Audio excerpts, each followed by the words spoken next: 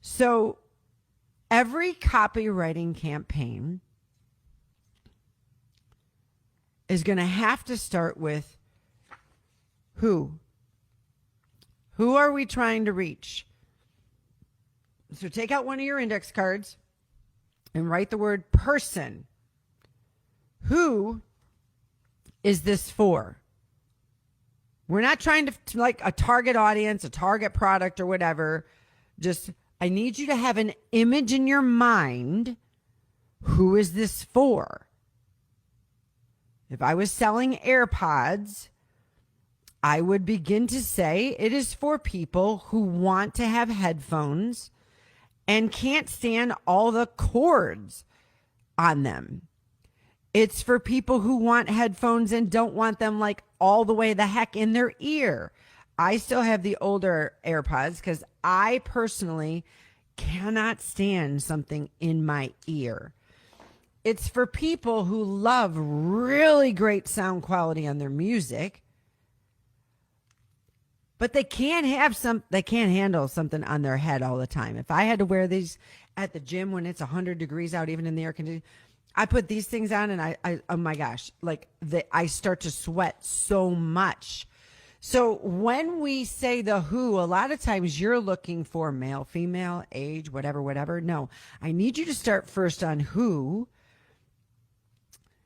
and who has the problem we're going to solve. Because now what's happening is you're getting out of male, female. I mean, these are being used by 10-year-olds. These are being used by people in their 50s or 60s or 70s. These are being used by people who used to walk around with a thing on their ear all day while they're talking, because you can actually talk with them. So a lot of you have been looking for the person, and you haven't combined it with what is the problem the person has? What is the problem that you are solving? And not only that, not only is who is the person, what is the problem? You can pull this up, by the way, for even a quick Facebook Live. You can put, even if you just want to do an encouragement, who's the encouragement for? What's the problem? Maybe some of you need to go do a Facebook Live today and encourage your followers that you're not alone if you're feeling like you're just like going cuckoo this week. You're weepy, you're tired, you just need to take care of yourself. Unplug. By the way, when I have decided for the first time, since I have been on social media since 2008, for the first time, I usually will schedule content. I still will do one post a day. For the first time since 2008, I'm going to take 1 week and not post anything. Anything I post will be about maybe what's going on during that week, what's going on in my healing. But that's a gift I'm going to give myself, because it ain't all going to frickin' unravel if I'm gone for a week, for crying out loud. Some of you need to teach on that, how to have healthy boundaries and still build a business. So we've got the person, we got the problem, and guess what they have that we need to talk about? The pain that problem is causing. Guess what? If you're the kind of person who doesn't like to talk about any of your problems, and you, God forbid, are not going to go into the pain that it causes. And I can talk about, I'm not only talking about trauma, I'm talking about what if you just like a good cup of coffee and you can't drink half and half anymore, and you love half and half. You have dreams about half and half. You have fantasies of having whole milk ice cream with half and half cream on top of it. What if your pain, you're the person who you're like bougie coffee person. I'm talking about myself. Bougie. And for years you've been drinking half and half. And you finally realize, it never used to bother me before, what the heck's going on now? And you're a coffee snob. You're not going to put almond milk in there. Ugh. Tastes like white water. And your problem is, your whole ecosystem's been disrupted. Because when you get up in the morning, your coffee just doesn't taste the same. The pain is real.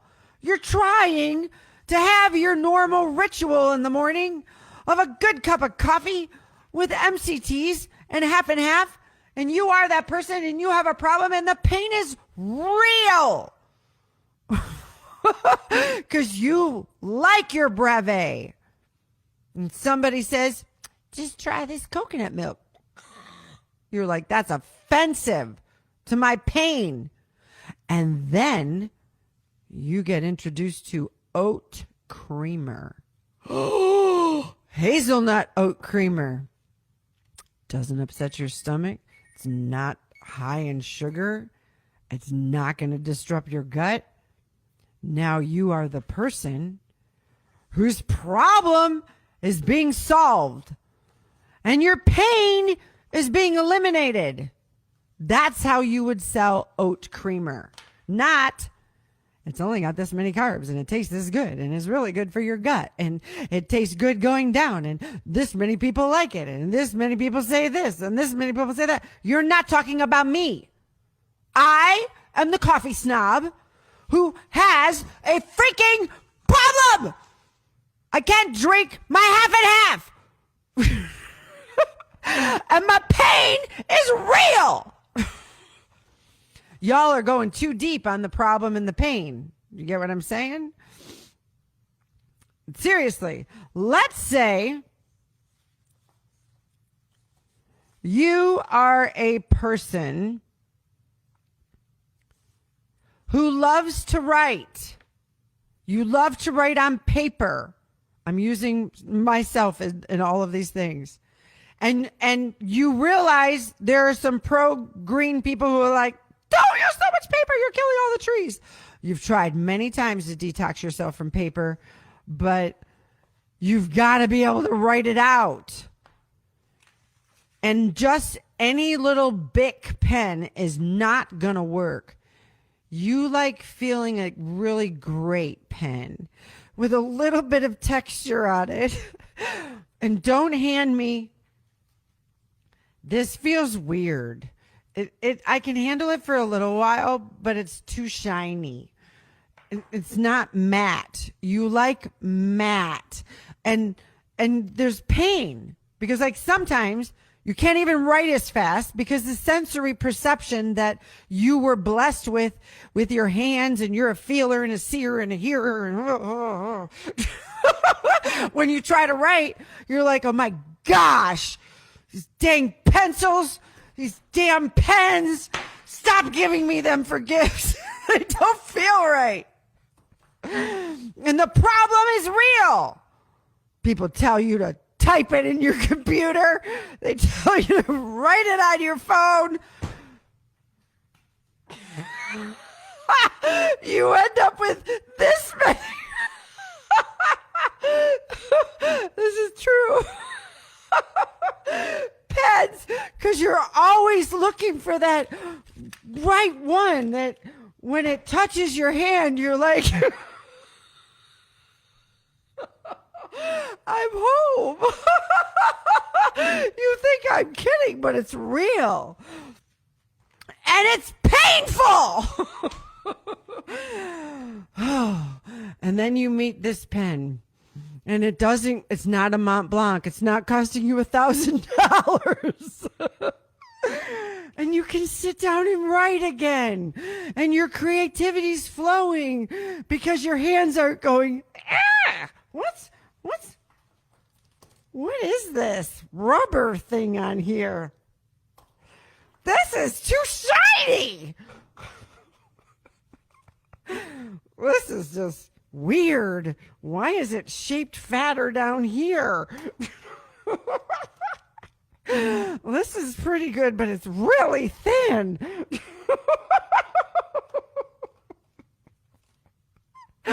Portia sent me this, and it's another shiny one, and it's 2 pieces. This feels too short, and that feels almost too freaking heavy.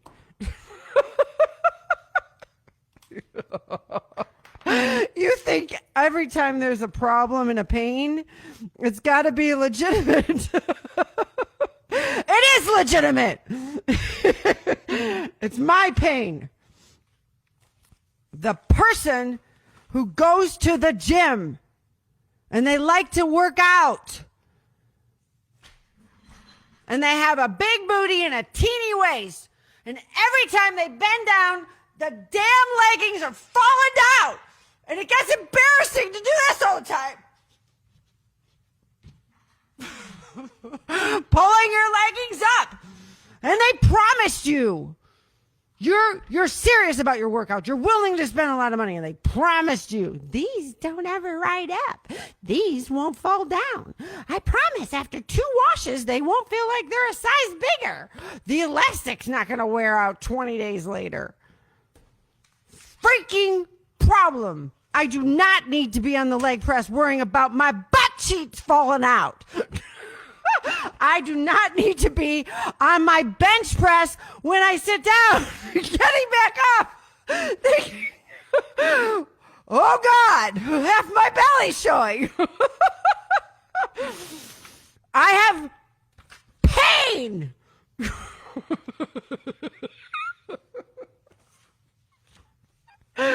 Now, do you understand it a little bit differently? Who am I? And if you think women are the only one who feel this, oh, God bless the men who God gave. That's all I'm going to say. And they're like, yeah, who the heck wants to wear that at the gym? Who the heck wants to constantly be adjusting at the gym? Do you understand the person, the problem, and the pain? I dropped the mic. I'm not drinking wine yet. No, this is just my natural humor. Oh, people like, okay, so I talked to you all about pain and stuff and why it'll F you up if you're trying to talk about somebody. Like, if you've been through all kinds of stuff, you're thinking, you're like, how the hell can this be painful? You're thinking, what the F? How the heck can AirPods solve a painful problem? I am too. You get what I'm saying? And you're just like, I don't understand. Maybe I'm not cut out for business. And yet when you start dealing with some of your own stuff, the words start flowing freely. Yes, it is Friday. Denise, come on over. I got to get to the gym first before I pour my wine. Workouts don't work well with wine in your system. Oh my God, I've had friends where we've gone out for a treat meal and like you have a cheeseburger and French fries and chocolate cake and 4 shots of tequila over a couple hours. And I'm like, I'm on my way home to go take a hot bath and go to bed. That was a great night. Filled my love tank. And they're like, I'm going to the gym. And I'm like, you're what? What the hell? You're going to the gym? I would be farting all day. Oh, that food. Not to mention, you're going to the gym after drinking tequila? What the heck? No. So, anyway, there we go. I hope that helped. That was fun. Yeah, that's usually Monica. That's why I do it later in the day. I've had treat meals in the middle of the afternoon, and that just turns into a 3-hour nap in the afternoon. And then you wake up at 6 and feel like you have a hangover from all those carbs. I prefer to give my body the night to process it. Yeah, what flatulence, Denise? You thought leggings were a problem?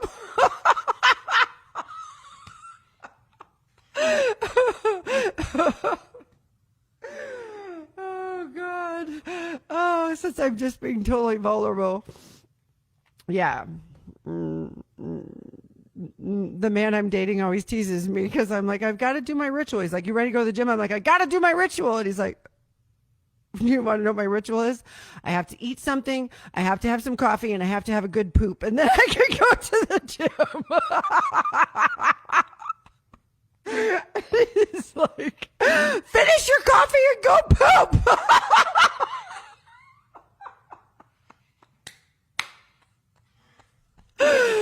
Oh my God. So somebody can please make a digestive enzyme so I can actually eat enough food before I get to the gym and not feel like I'm going to die. Oh, you guys are amazing. You know what's amazing too is healing enough to just be all this on a call. Healing enough to be able to laugh like that. Healing enough to be okay with all that and talking about it. So you will never again, as you write your copy, when you look at your person, your problem, and the pain, you will never again be able to look at it with a straight face. You'll ask yourself, oh my gosh, what is the person? Who's the person? What is the problem? What is the pain? And you'll go, because you'll remember this lesson for the rest of your life. The legging struggle is real, Jessica. And I swear, I got like 50, 60 leggings in my closet, and I wear probably 5. But then the other problem is because you spent such good money on them, you couldn't dare get rid of them. You can't give them to somebody. Sometimes I do. And you can't throw them away. So they just sit there. All those pretty colors that you can't wear because you're afraid your belly's going to show or your butt's going to fall out.